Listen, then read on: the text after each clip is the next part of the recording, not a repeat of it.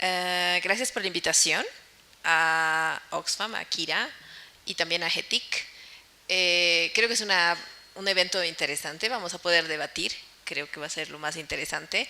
Estoy de acuerdo con varias de las ideas de Armando, pero voy a explorar una otra opción, un otro momento, que es sobre todo el tema de libertad de expresión en Internet.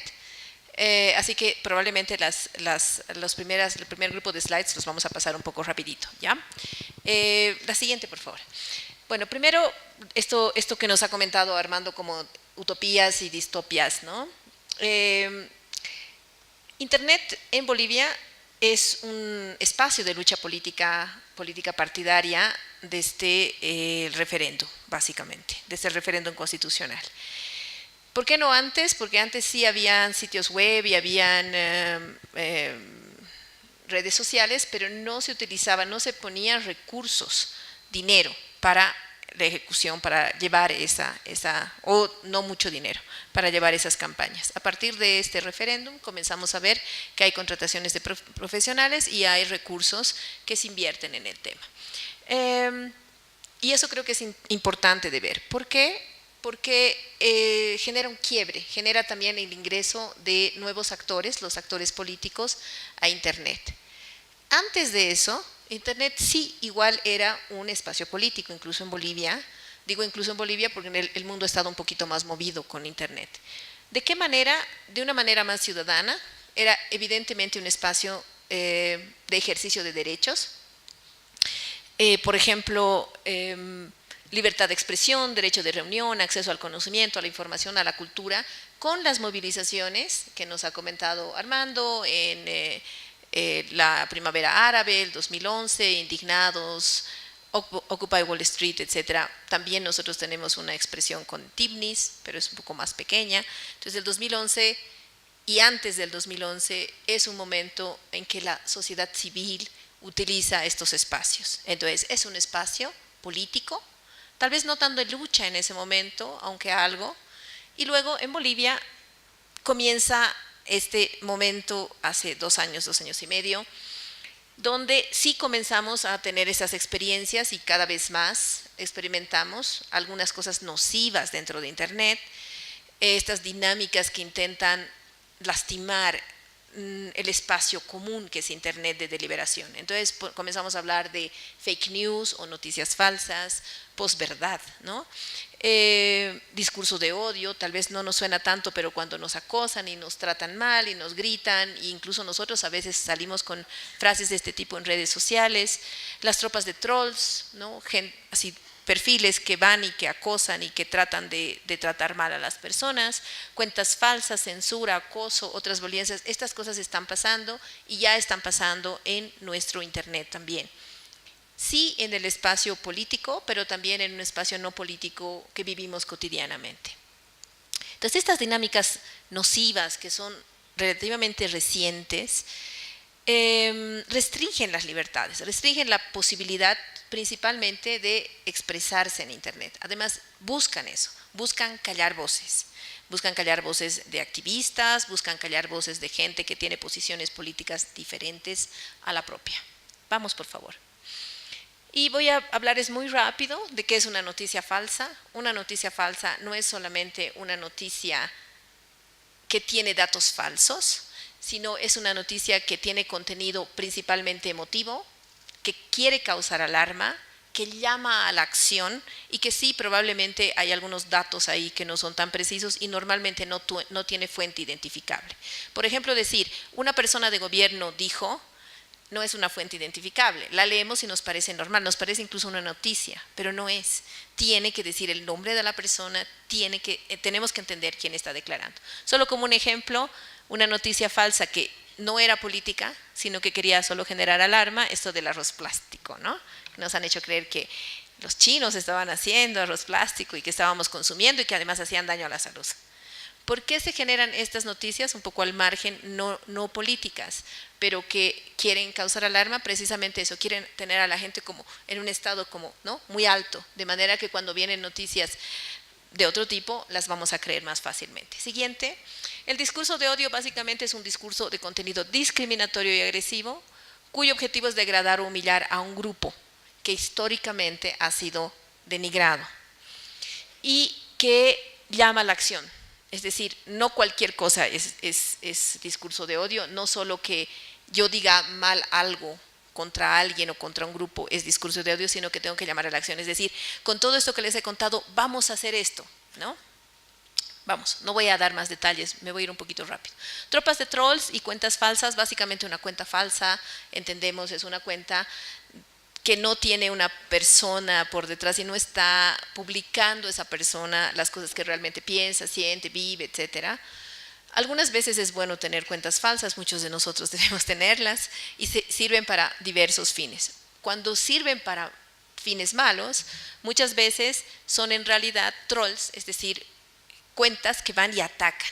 Y a veces atacan solitos y a veces atacan en tropa. A veces estas tropas son espontáneas y a veces son pagadas. Ya hay investigaciones que muestran que hay trolls que son pagados. A veces, para darles un dato cool, las cuentas falsas o los trolls o las cuentas falsas son administradas por humanos. Es decir, una persona se crea una cuenta falsa o se cuenta varias cuentas falsas y trata de alimentarlas. A veces son solamente robots y a veces son cyborgs, esto es lo cool, ¿no? A veces son administradas por personas y por robots. Vamos. Censura por internet básicamente se refiere a impedir el acceso a contenidos o a sitios. Esto se hace de una manera en que se está, por ejemplo, intimidando personas o puede ser de una manera técnica que evita que entramos desde un cierto territorio a páginas. Ha pasado en muchos países, ahora está pasando en Senegal y en Venezuela, en el mundo, de una manera dramática, triste, sin ningún decoro. Están bloqueando todas las cuentas de redes sociales, sitios de activistas, noticias, etcétera. Esto también es censura a nivel técnico. Vamos. Esto era un ejemplo de lo que se está pasando en Venezuela. Por ejemplo, esta es una página de voluntarios, uno entra y se registra y aquí lo que han hecho es crear un doble, o sea, una página que parece ser esa página pero no es, y comienzan a recabar tu información para hacer lo que llaman phishing, o sea, te roban tu información y ahí comienzan a perseguir a estas personas que quieren ser voluntarios. Vamos. Acoso en línea es una cosa muy compleja. Acoso en línea es prácticamente todo, desde insultos, amenazas, hasta que te impidan acceso a tu celular o a otros dispositivos o a tus cuentas. Pero también puede ser doxing, que es esto de sacan información personal y la publican sin tu consentimiento, o incluso ataques de DOS, que no voy a entrar al detalle. Vamos, la siguiente. Y todos estos 5 procesos que les comento, dañinos, de alguna manera han tenido alguna expresión en este caso que detona y como en el mundo pone el tema de estas prácticas nocivas en Internet, que es Cambridge Analytica. Y Cambridge Analytica además, ¿por qué? Porque influye en un voto que se supone no era un voto que iba a Trump, pero se supone que luego sí iba a Trump. ¿Ya? Aquí en Bolivia podríamos pensar también que algo así, similar, se ha mencionado con los resultados precisamente del referéndum. Pero vamos a mirar lo de Cambridge Analytica. Más o menos les cuento muy rápido cómo funcionó. Básicamente se obtienen datos personales. O sea, Cambridge Analytica es una empresa, de marketing que trabaja con datos y trabaja haciendo campañas, ¿ya? Haciendo campañas políticas. Entonces lo que ellos hacen es obtener datos, pero hay un tipo de datos que les importaba, no los datos demográficos, es decir, edad, dónde vives, hasta qué nivel has estudiado, sino datos psicográficos, es decir, qué te gusta, qué no te gusta, qué te da placer, qué no, eres más abierto, eres más cerrado, te gusta estar más con gente, te gusta estar más solo, o sea, esos rasgos psicográficos que se supone definen la intención de un voto hacia un candidato o una preferencia partidaria o hacia otra. Esta información, entenderemos, es difícil de conseguir, aunque con un test se puede conseguir y de hecho hay un test que luego toda la información de ese test pasa a Cambridge Analytica. No la hace Cambridge Analytica, la hace un académico pero el problema es que no solamente la gente que responde a ese perfil, sino todos los contactos de la persona que respondía a ese cuestionario eran jalados a una base de datos. Por eso se habla más o menos de 50 millones de perfiles que han sido invadidos por Cambridge Analytica para hacer este perfilamiento. ¿Ya? Una vez que tenemos el perfilamiento psicológico, lo que hacemos es distribuirlo geográficamente, sobre todo para identificar qué está pasando en las áreas de indecisos. Y cuando defines qué tipo de perfiles, de los 30 y pico perfiles que identificaron, son predominantes en las áreas NINI o indecisos, entonces comienzas a fabricar noticias falsas para motivar, para manipular el voto de estas personas. Entonces, digamos, el perfil número 34 era preferente en Michigan, por decirles algo. Entonces comienzan a armar mensajes específicos que lanzan a través de medios masivos. Y también, por supuesto, también van a través de las redes. De esa manera se supone que las personas, y bueno, extorsión luego les explico, digo, las personas que estaban dispuestas a votar por una opción diferente a Trump, se supone que luego votan por Trump. Académicamente, creo que es bueno decir esto, no hay pruebas y no hay una evidencia fuerte de que esto haya sucedido. Sí que las personas que tienden a votar por un candidato luego están más convencidas, es decir, polariza, ¿no? Las personas que están menos convencidas probablemente no reciben esos mensajes, no se enteran, pero en realidad no hay evidencia de que una intención de voto haya cambiado por esta dinámica.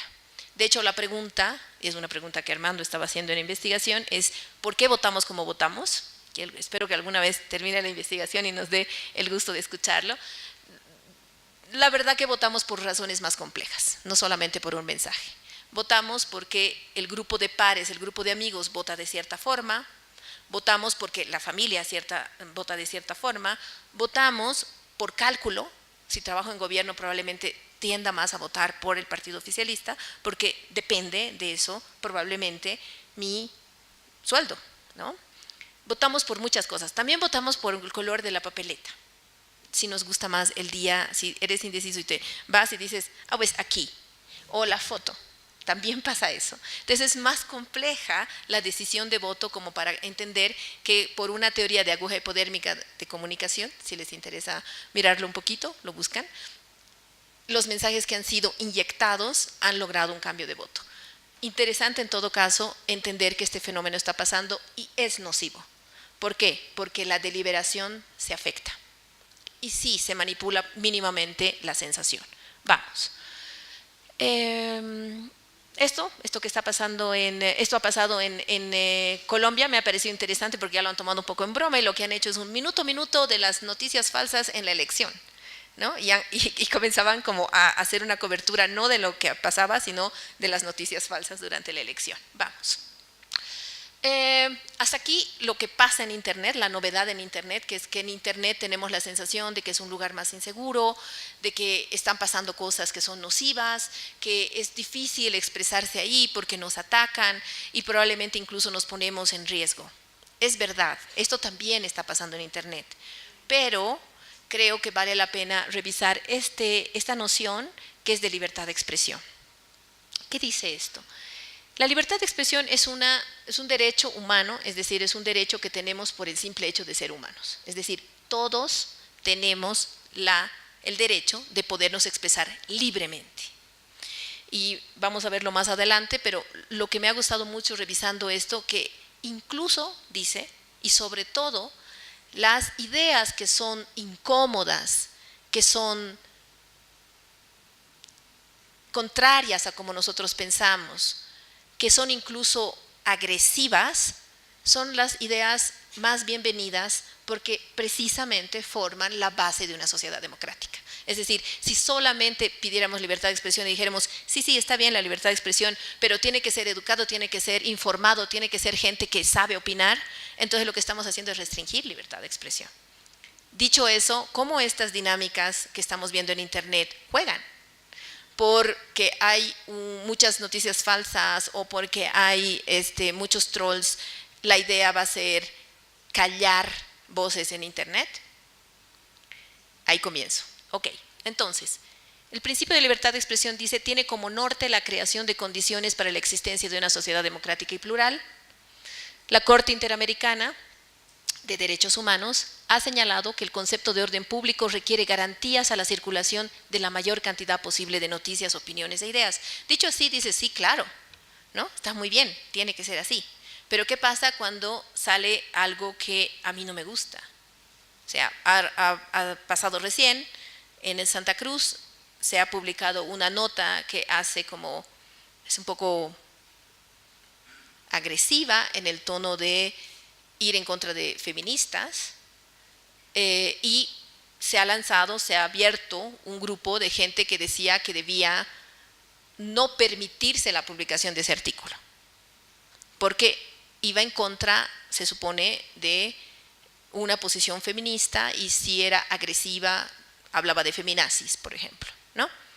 Entonces, porque no va en la misma línea de lo que yo pienso, lo que tengo derecho de decir, esto se tiene que eliminar.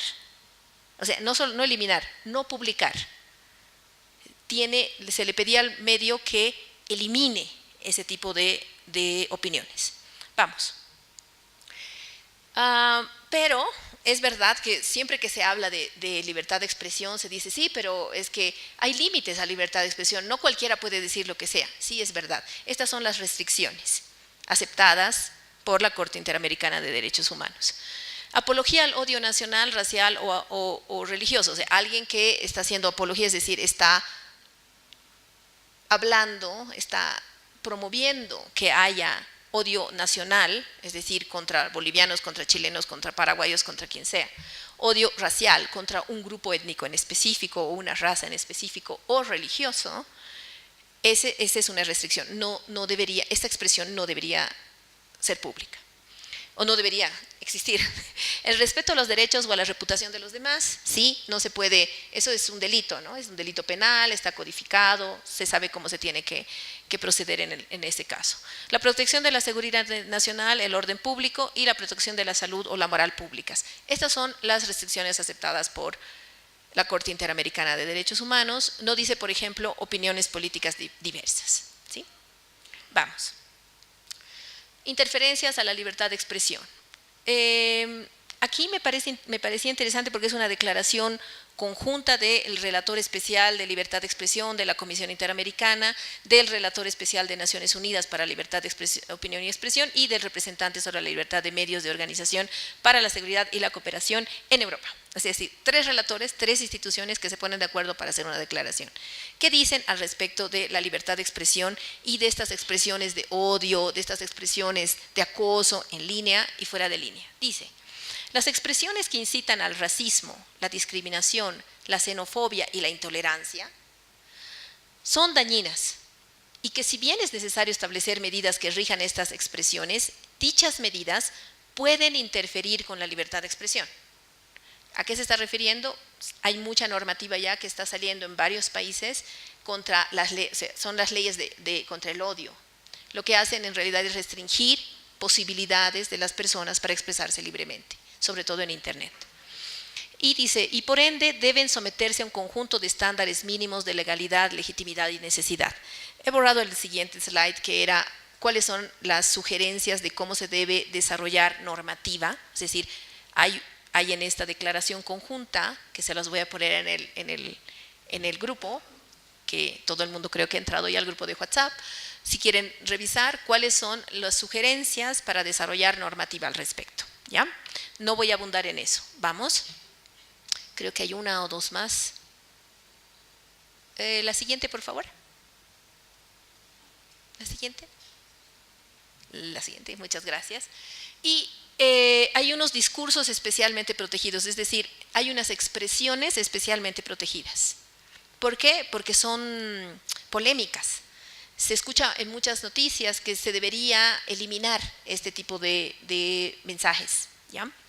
Dice, discurso político y sobre asuntos de interés público. Es decir, si alguien está hablando sobre temas políticos o de interés público, por ejemplo, la basura, que hemos tenido un problema en La Paz recién, ese es un discurso especialmente protegido. Es decir, hay mayor libertad, inclusive mayores garantías para expresarse políticamente y para expresarse sobre temas de interés público. Discursos sobre funcionarios públicos o candidatos a cargos públicos. tenemos una doble garantía para poder expresarnos acerca de candidatos y de funcionarios públicos. Por supuesto, no se los puede ofender tampoco. Ahí ya entras en calumnias, injurias, etcétera, que eso es un delito penal. Pero sí puedes opinar, incluso con opiniones muy fuertes al respecto de sus funciones, de lo que hacen en su función pública y también, por supuesto, de candidatos, porque los candidatos son ya personajes públicos. Discursos que configuran elementos centrales de la identidad y de las dignidades personales. Es decir, si digamos yo me presento, o sea, para mí es un rasgo de mi identidad ser de una forma o de otra, ese, digamos, homosexual, podría ser un elemento, o podría ser que, no sé, algo también íntimo, tal vez pueda decir soy atea, ¿no? O pueda decir que soy marxista. Estos elementos de identidad, si yo los expreso públicamente, tienen una doble garantía, o sea, deben estar presentes porque garantizan esta sociedad democrática. Y dice, por ejemplo, nunca debe protegerse la reputación de un funcionario público a través de sanciones penales. Lo que les decía, ¿no? Sino solo civiles, y en general las leyes denominadas de desacato son consideradas atentatorias a la libertad de expresión.